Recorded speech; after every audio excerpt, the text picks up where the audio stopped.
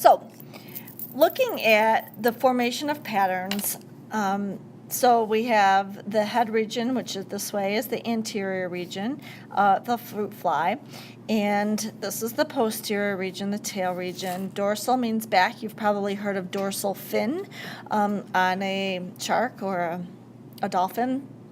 It's on the back region, and ventral means stomach. And then this right here is coming out this way is the fly's left side, and going in towards the paper would be the fly's right side. All of this pattern formation is due to cytoplasmic determinants. So they studied these pattern formations in looking at in studying developmental mutants.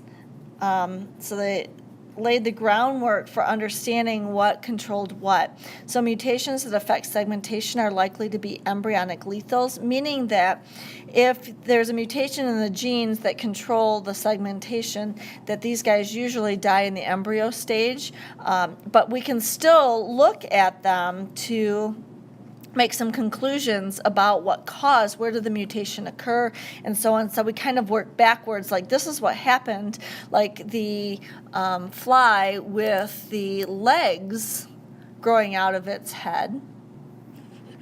So if we look at that fly, all right, we have a head that's normal. So this is where the antennas grow out of, and these are the eyes of the fly, the two red eyes. They're wild type red eyes. Here we have a mutant, a developmental mutant, where we have legs growing out where the antennas should be growing out.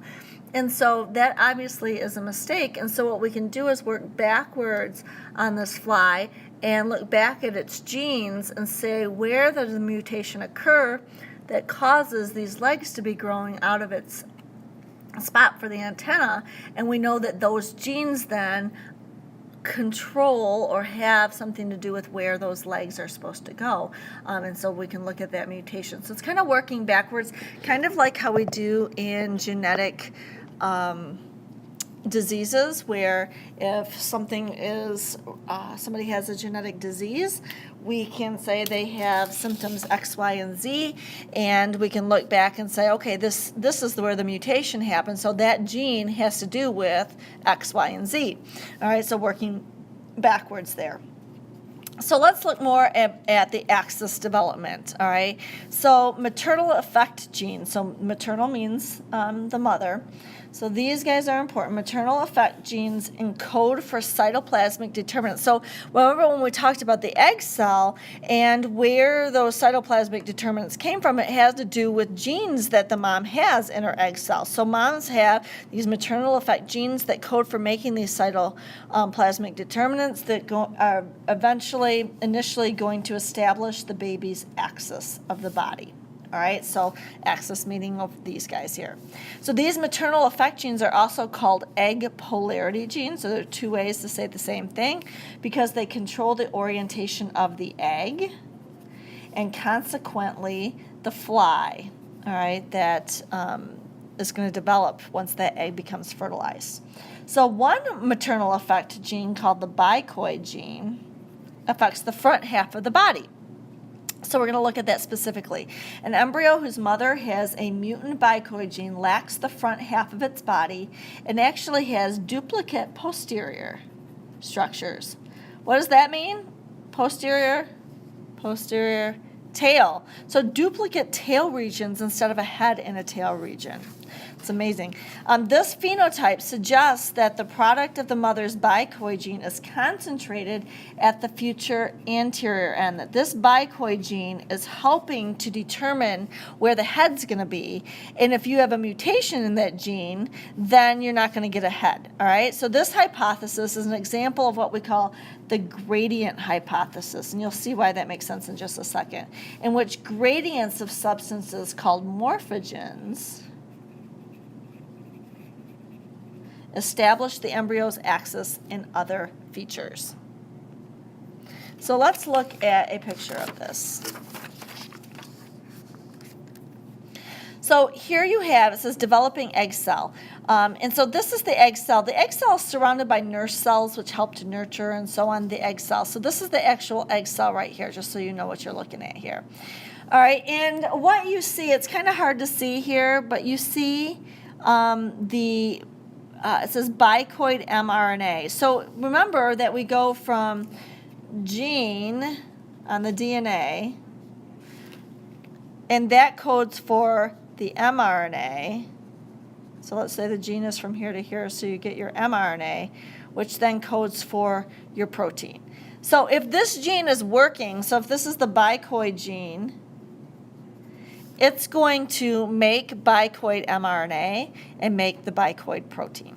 All right, so notice here you have bicoid mRNA, and this is supposed to be like a gradient here where I'm going to put, maybe I should do a different colors than when I'm writing in.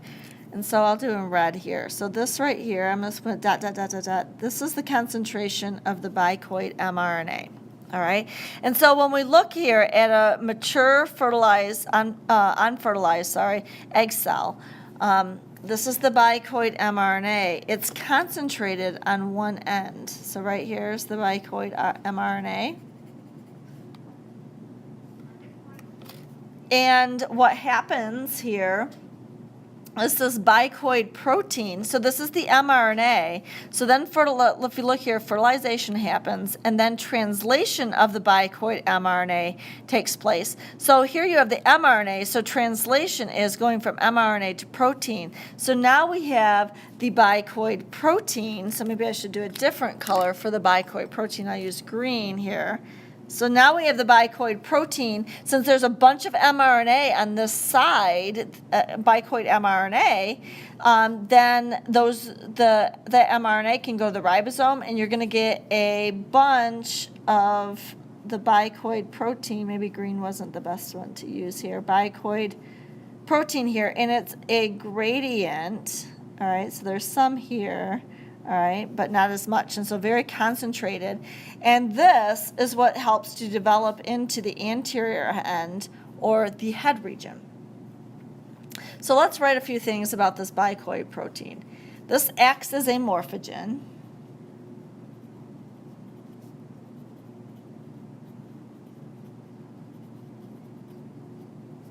And what I just said here, the accumulation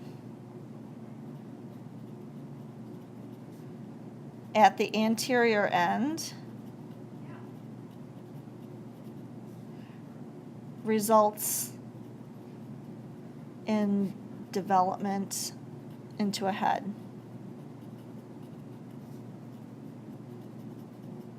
Development of the head. All right, so if you don't get that bicoid protein, then it doesn't develop into a head. So what happens is, when we said here that an embryo whose mother has a mutant bicoid gene lacks the front half of its body. So again, if the bicoid gene over here, let's get a different color here. If this bicoid gene is mutated, so this is mutated, what's going to happen if we draw here the larva stage? All right, so, all right, on this end, there's no bicoid mRNA. And so what happens in development here is that you're going to end up with, when there's no bicoid mRNA, it doesn't develop the bicoid protein, which means you don't develop the head. So by default, you get a second tail. All right, and so that's what happens. So they would get a second tail there, and so these guys would not live. All right, so this right here, let's write here, occurs when a mother has a mutant bicoid gene. All right. So that bicoid gene is needed to set up the head or anterior region. So let's put here the product of this gene is needed to set up the head or anterior region of the fly.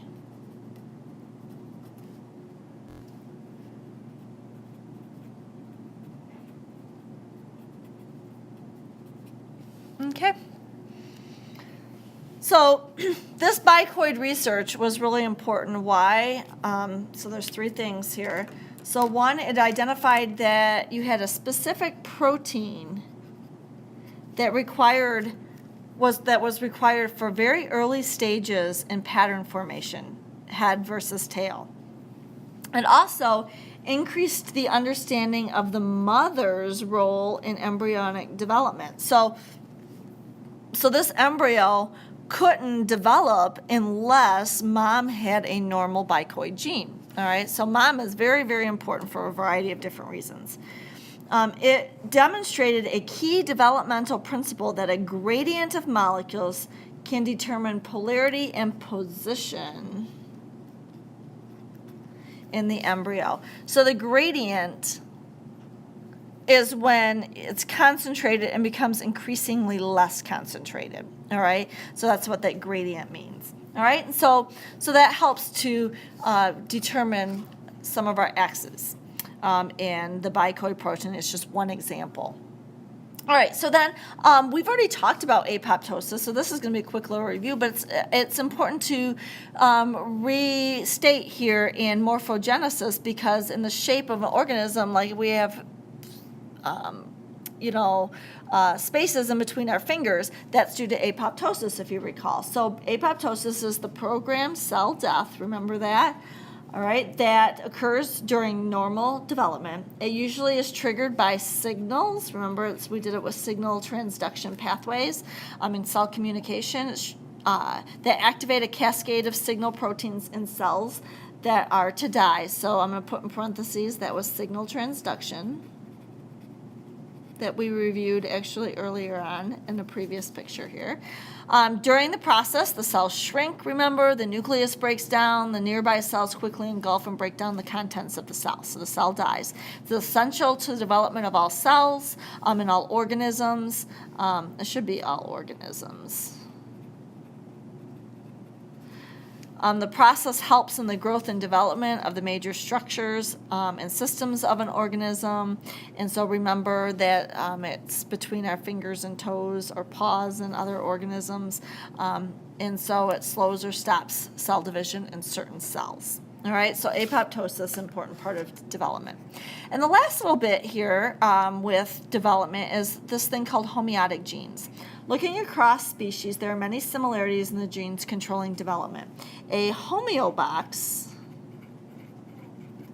is a DNA sequence found within genes that are involved in the regulation of patterns of development. So looking at morphogenesis and looking at the pattern and axes and so on. So let's turn this over. So we're going to look at these homeobox genes. It says genes that have a homeobox are called homeobox genes. And I'll talk about that in just a second. And form the homeobox gene family. So I'm going to do some color coding here, just so that you can see that various parts of the fruit fly in its genes are similar to the mice in its genes and the parts that are developed from it. So let's look at, I'm going to do like a purplish color here. So let's get purple here.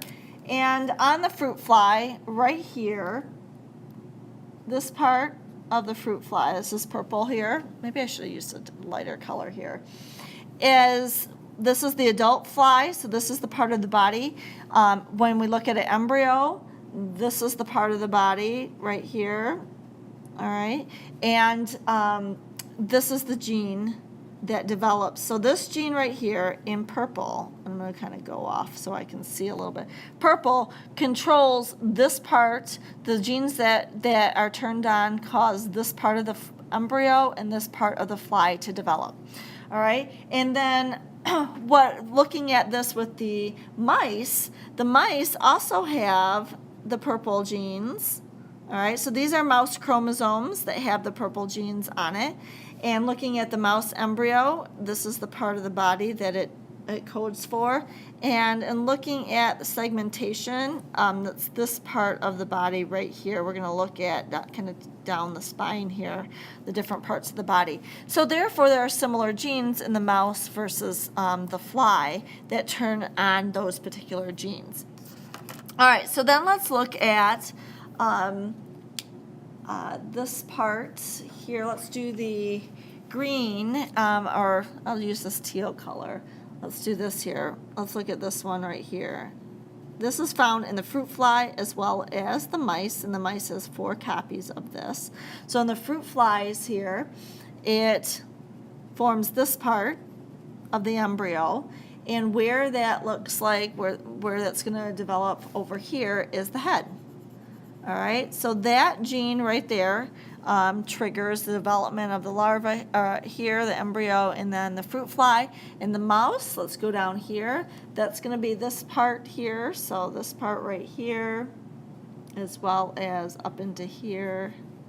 All right, and a little bit below that as well, and right here. Okay, and where we see that in the adult mouse is right here. Okay, and so very similar genes. And then let's look at another family. Let's pick orange here, right here. All right, so here's this segment, this gene right here. All right, is codes for this part of the larva, which is all this part that's shaded in right here. All right, its legs. All right, I'm just going to do quickly here. Its legs, and so on. All right, so then, so that's the pattern of that gene, and then those genes are also found in the mice here. And we look over here. It's going to be right here in the mouse. All right, just a smaller segment of that. All right, and it's going to be right here. All right, in the mouse, so it's that part of the body here. And then let's look at these genes here. We're not going to look at the dark colored ones. We'll just look at a few samplings of them. I'll use a pinkish color here. So here, right here is the gene in the fly. This codes for this part of the fly embryo, which then codes for this part right here in the fly. All right, and then down here, this is these genes here.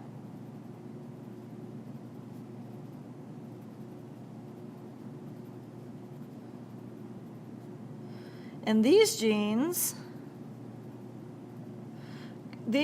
all code for this part, so it's right here. These colors are very similar. This is orangey and this is pinkish. And then it's this part right here as well. And then that's going to be these segments here. And that's this part of it's kind of vertebrae. And so the point here, so the relatedness between the flies and mice is that they have the same genes that help to regulate and control development of pretty much similar parts of the organism. And so therefore have shown relatedness, evolutionary relatedness from the past with these different genes. You can see a mouse is an invertebrate, so I'm going to write here, so this is an invertebrate, there's no backbone. And we're looking at the mouse, which is a vertebrate, having a backbone. And so you can see that the mouse may have the genes on different chromosomes, where they're all on the same chromosome from the fly, and can have multiple parts. So like, notice these genes here, they've duplicated. So these guys, let's pick the same color there. These guys right here result from duplication, which we talked about before. And so we have the same genes, once they're turned on, are expressed in various parts of the body. So the purple genes are expressed in this part of the embryo, which causes the cells to become this part of the body. The teal genes are expressed in this part, turned on, meaning that in that part, meaning that there are different molecules to turn them on, and then those genes differentiate or cause the cell to differentiate into this part of the mouse, and same thing goes on with the fly. And so, so let's look down here where it says the most studied and most conserved group of homeodomain proteins are and they're called Hox genes. And where the word Hox comes from is the word homeobox. So H and ox, Hox, all right, from homeobox. And they control segmental patterning like we have here, these Hox genes. And these Hox genes turn on and cause development of the certain part of the body. So not all homeodomain proteins are Hox proteins. Many distantly related eukaryotes, such as plants and animals, also have Hox genes, which help to control segmental patterning during development. So these similarities indicate that these homeobox sequences in the DNA are useful in development and arose very early on in evolution and has been conserved for millions of years. All right, and so not all Hox genes actually, though, control body parts. However, they are involved in development. Okay. So these guys here would all be Hox genes. So let's turn our page here. So research has revealed that the homeobox encoded region is part of the protein that functions as a transcription regulator.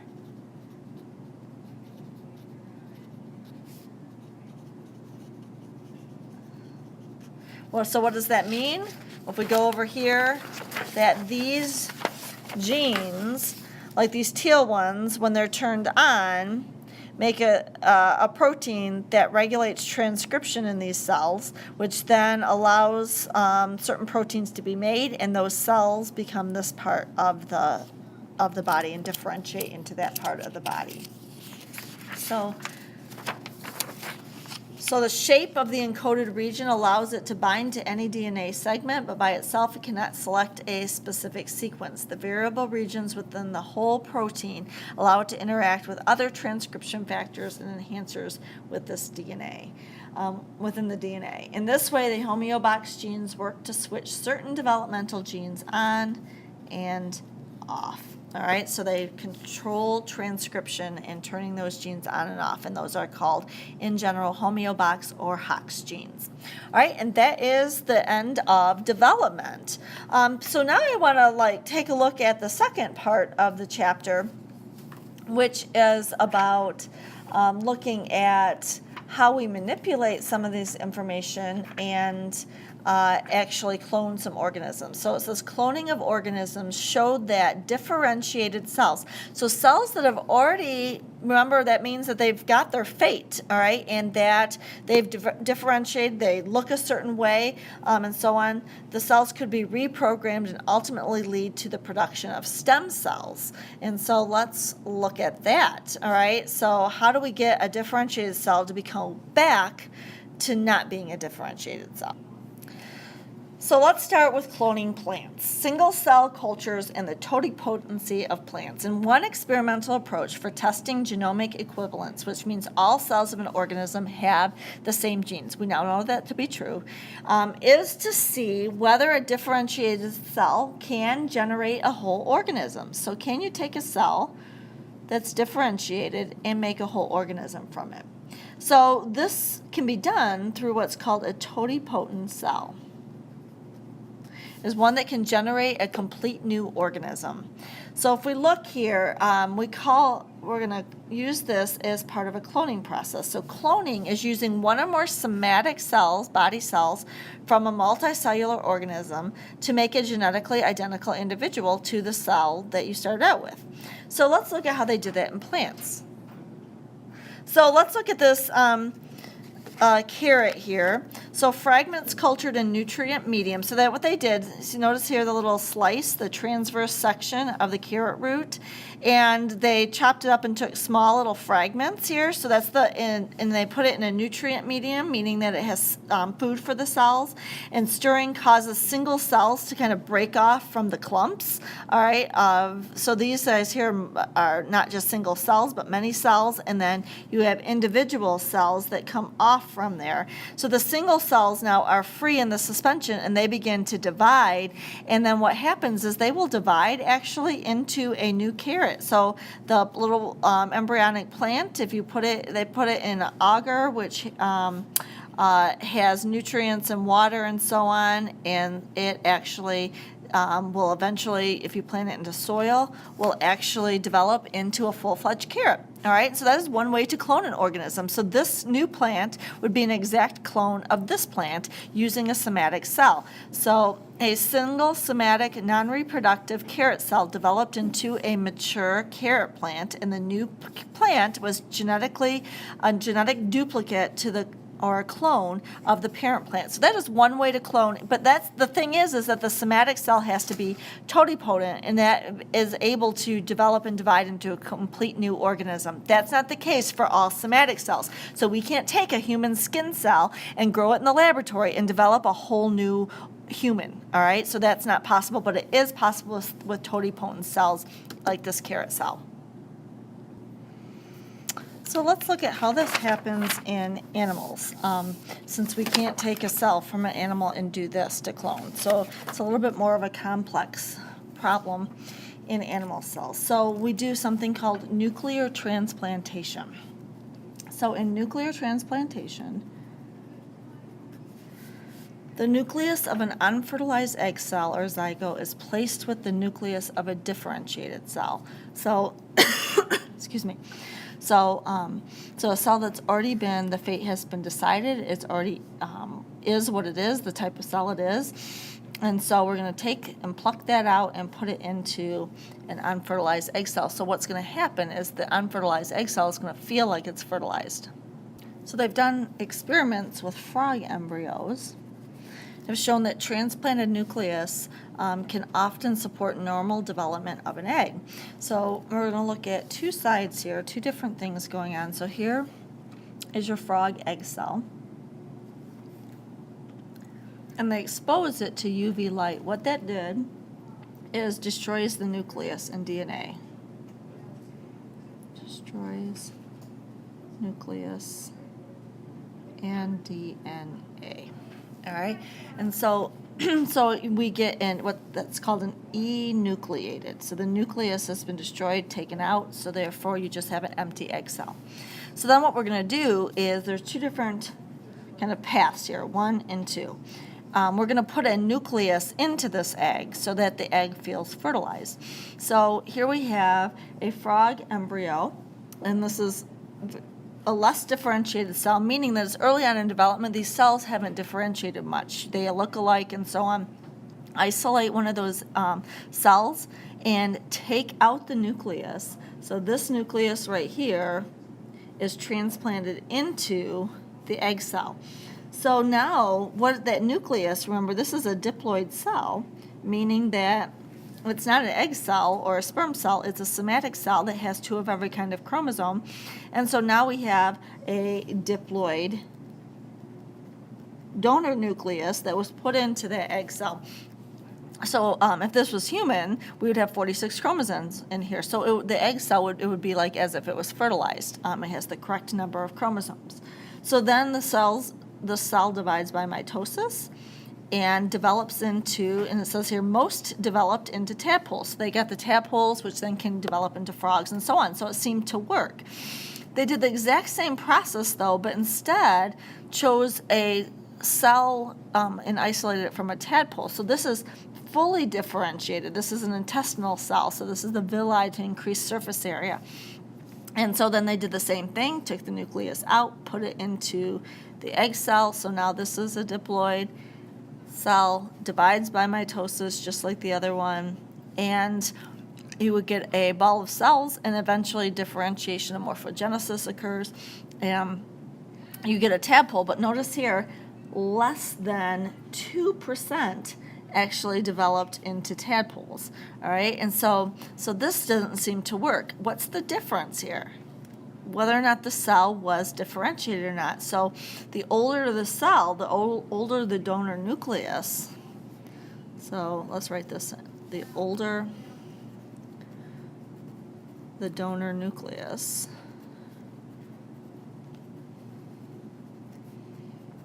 the results aren't as good.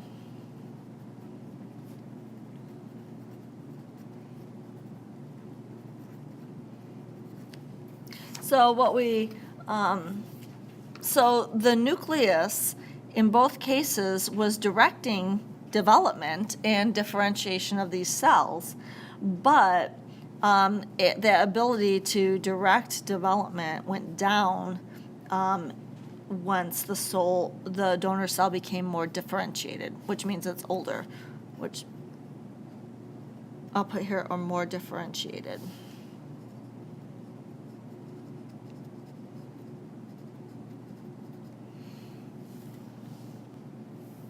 And so that was the first nuclear transplantation.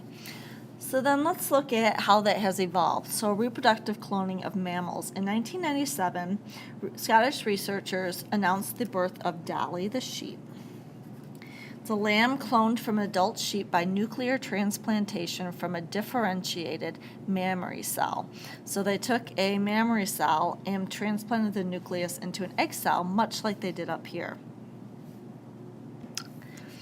Dolly died in 2003 and had some health issues, arthritis.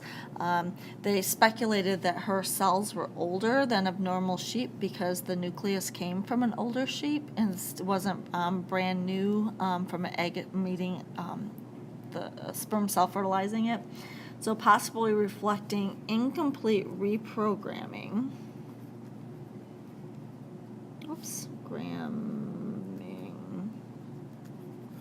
Of the original transplanted nucleus. All right, and we'll look at that as we look at the next picture here. Since 1997, cloning has been demonstrated in many mammals, including mice, cats, cows, horses, and pigs. So they've been working on it over time. This is the cat, the first cloned cat. Her name was Copycat, because she was a copy from the cloning. So let's look at the cloning process here. All right, so let's write Copycat. Was the first cat cloned. So let's go over here to this picture. All right, so what do we have here? All right, so this is the cloning process and how it occurs to get the lamb Dolly. All right, so that's our end result. So you have a mammary donor, and so mammary cell donor. So this is the cell that's going to supply the DNA. So they took out some of the cells from this sheep. All right, these two are two different sheep.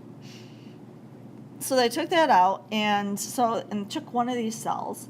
So let's say here, one of these cells here. So they cultured many of these mammary cells, and it says they're semi-starved, arresting the cell cycle and causing dedifferentiation. They find that if they didn't give them enough food, these cells in the petri dish in the lab, that it stops the cell cycle and they go through somewhat of a dedifferentiation. All right, so that's the cell here, semi-starved dedifferentiation, coming from this mammary. All right, so I'm going to color code so we know, all right, where everything's coming from here. So then they took the egg cell, I'll use green here, so this one has to be a female because they're taking an egg cell here. All right, so here she is. We take an egg cell, here's their egg cell, and suck up the nucleus. So the nucleus is removed. They call that enucleated, an enucleated egg. So take out the nucleus, and so here's the enucleated egg right here, and fused it with one of the mammary cells. All right, so here's the mammary cell. And these guys here has a nucleus in there. I just colored the nucleus. This cell is diploid. So the egg cell doesn't have a nucleus, and now we put in the nucleus of a somatic cell, the mammary cell, and now it's a diploid nucleus. All right, so I'm going to write here that this is diploid, and that nucleus comes from the mammary cell. So then what happens is that it grows in laboratory into an embryo by mitosis. So the cells divide and are grown into culture in the lab. And then the early embryonic stage, they implant it into the uterus of a third sheep. So this sheep is somebody totally different. I'll put this sheep, she's purple, to show you that she is somebody different. She's the surrogate mother. All right, so she is carrying this little baby here and eventually has the baby, and you get Dolly the lamb. This is how Dolly was. And Dolly is genetically identical to I should put her actually in orange. Identical to the mammary, because think about this, DNA that was in the egg came from that mother. All right, and so therefore, with cloning,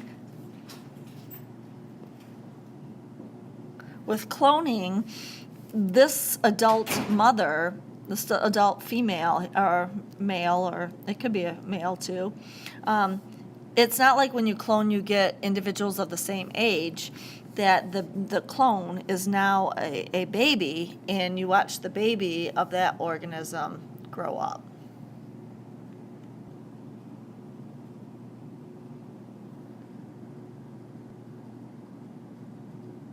And so, like this sheep watching themselves grow up from their age.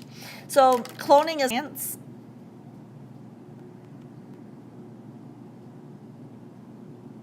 They've shown that there have been problems with the cloning, so problems associated with animal cloning. And so in most nuclear transplantation studies, only we're going to write here, a small percentage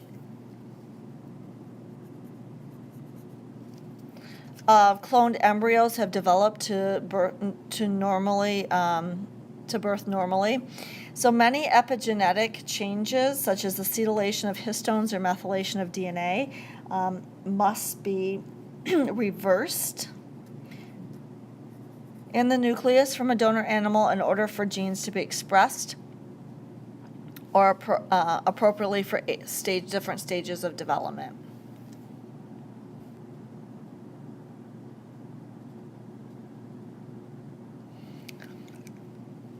And so if we remember from last chapter that there are a lot of things that happen over time in turning on genes, and that's the problem, is that when you build nucleus with adult DNA in there, things have changed over time, all right? The adding of chemical groups and so on. And so you have to kind of go backwards in time to reverse that in order for it to kind of reset for a zygote.